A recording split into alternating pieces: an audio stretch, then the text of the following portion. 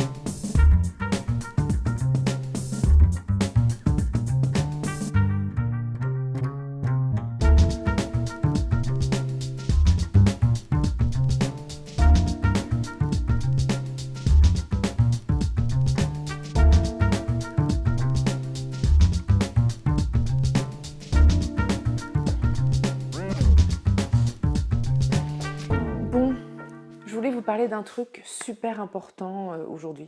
Je veux toujours vous parler de trucs super importants. Bref.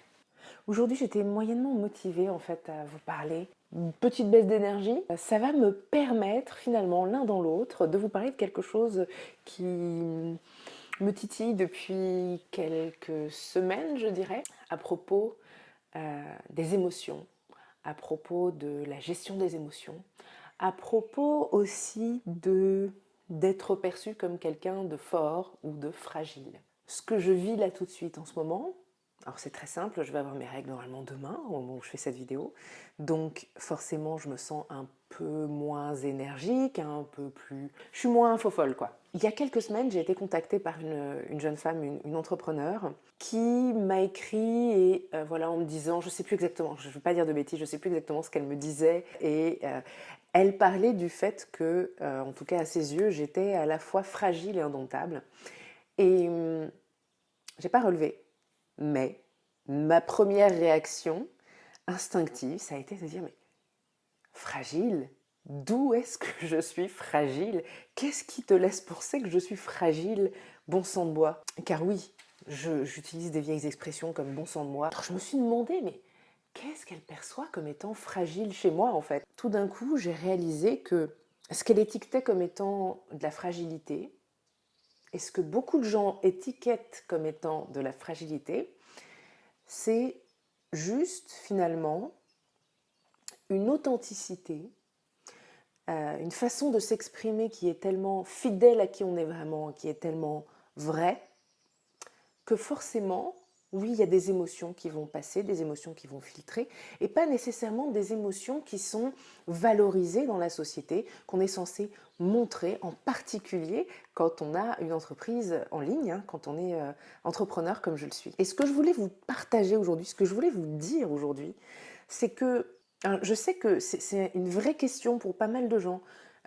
comment mieux gérer ses émotions, mais la vérité c'est que en fait, c'est pas les émotions qu'il faut gérer. Les émotions, elles sont là, elles ont une fonction. Déjà, il faut arrêter de diaboliser les émotions, elles ont une fonction. Elles sont là pour nous donner des indications sur où est-ce qu'on en est dans notre vie, où est-ce qu'on en est dans notre journée, où est-ce qu'on en est dans notre cycle éventuellement, où est-ce qu'on en est par rapport à une situation ou par rapport à une personne. Ça donne des informations, une émotion. Et c'est pas l'émotion qu'il faut gérer. L'émotion font, à mon sens, simplement, entre guillemets, l'accepter. Mais c'est pas l'émotion qu'on va gérer, c'est notre réaction face à l'émotion qu'on va gérer. Qu'est-ce qu'on fait de cette émotion? Est-ce qu'on la laisse nous plomber? Est-ce qu'on la laisse tout bouleverser dans notre quotidien, dans notre façon d'aborder les choses? Ou bien est-ce qu'on fait en sorte de prendre le temps d'assimiler l'information que nous transmet l'émotion, de posément analyser la situation, de se demander ce qu'on va pouvoir en faire et d'agir ensuite de façon avec la tête froide, on va dire. Pour revenir sur l'apparente fragilité, je suis simplement vraie. Et je mets au défi quiconque de vivre une vie sans jamais ressentir d'émotion, ce n'est pas possible. Ça ne va jamais 100% super bien pour tout le monde, il y a toujours des petits soucis, il y a des choses qui se produisent, qui font que voilà, c'est plus ou moins bien.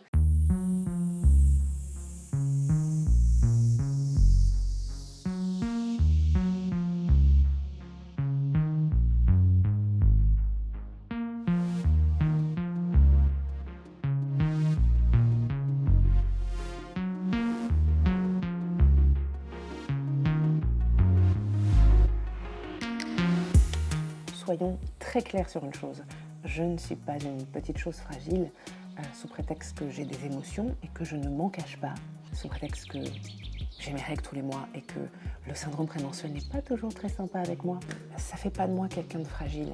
Et je pense au contraire que montrer ses émotions, montrer qu'on en a, et que ça ne nous empêche pas de vivre notre vie, d'être entrepreneur, de faire un tas de choses.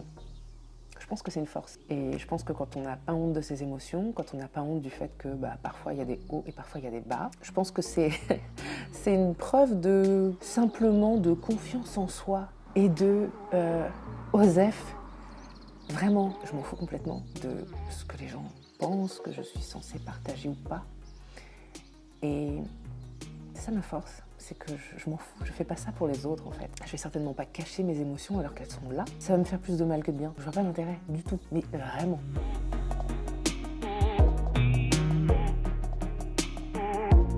Je suis en train de monter ce vlog et je suis en train de réaliser que j'ai complètement oublié de vous dire que samedi 17 juin au matin, j'organise un nouveau workshop en présentiel à Paris. Oui, la thématique de ce workshop, c'est empowerment féminin, empowerment du féminin et affirmation de soi. Donc si toi qui me regardes, tu es une femme qui a envie de gagner en confiance en elle, si tu as envie d'être capable de t'affirmer, si tu as envie de mieux honorer ton mode de fonctionnement et tes rythmes, si tu as envie de te faire respecter mais sans agressivité, ça pourrait bien être intéressant pour toi. C'est un workshop qui dure 3 heures et le nombre de places est limité. Donc ne tarde pas trop à t'inscrire, je sais que je m'y prends super à l'avance. Au cas où certaines viendraient de loin comme moi, voilà, ça vous laisse au moins éventuellement le temps de vous organiser. Je vous mets un lien. Avec un peu de chance, c'est de ce côté-là. Je suis pas certaine de ce que je fais, de ce que je dis, mais il y aura le lien aussi dans la description. Je vais le mettre un peu partout pour plus d'informations et pour vous inscrire.